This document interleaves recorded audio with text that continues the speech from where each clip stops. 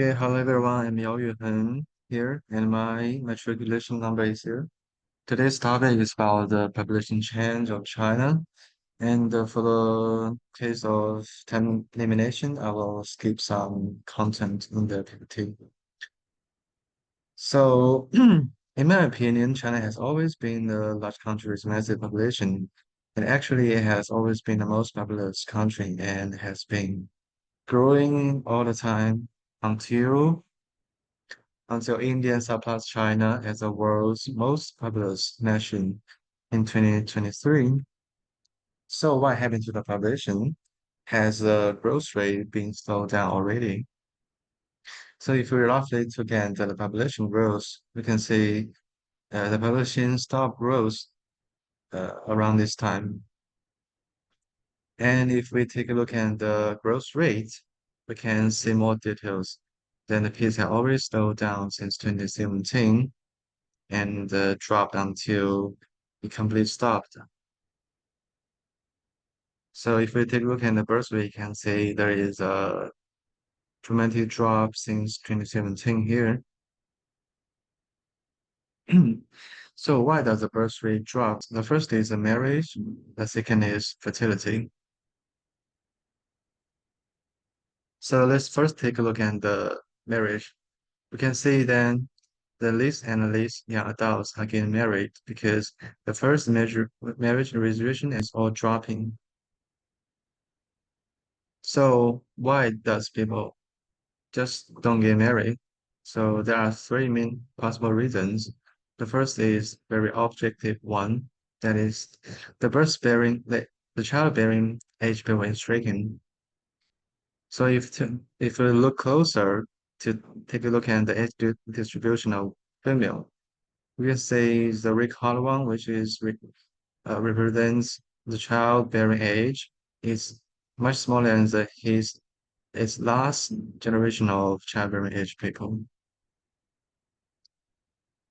The second possible reason is the people are delaying their first marriage. So from this trend, we can see no matter male or female, their first marriage age is all increasing. And the third possible reason is the housing price.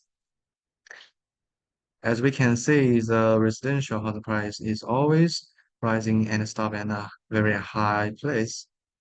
But it might not be competent to analyze this problem because the income is also rising.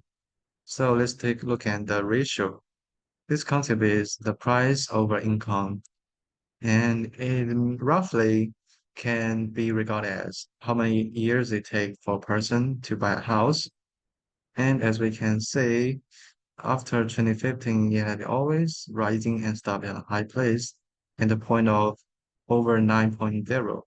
So what does this number mean? So according to the National House Price to Income Ratio reports, over 7.5 is a high range.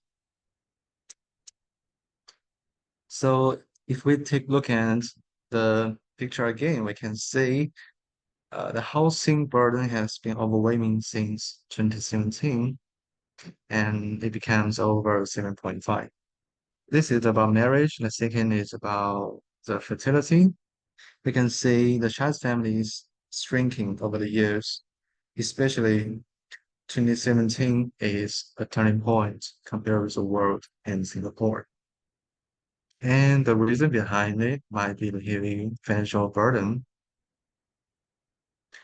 So what is the actual cost?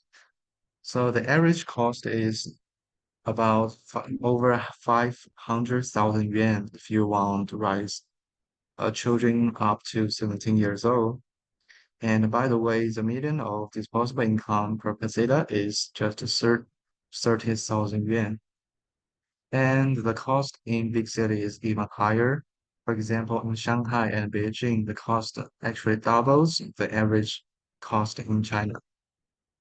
And if we compare with the world, we can see China is just among the tops and just lower than the South Korea. And the final thing is we make sure let's verify the analyze uh, above. What we do here is weigh regression, the population change with fertility, marriage, and the housing. We can see the plots here.